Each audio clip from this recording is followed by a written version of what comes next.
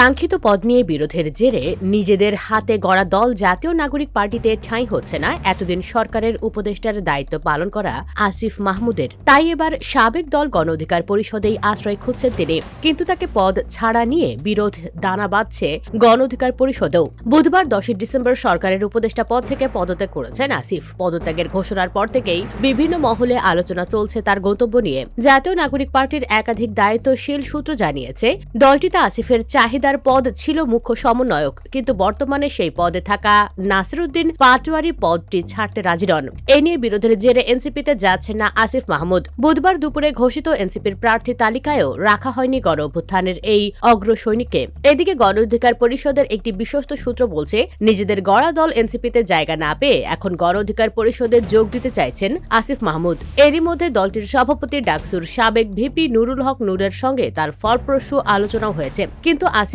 গণ অধিকার পরিষদের সাধারণ সম্পাদক পদ চাইছেন।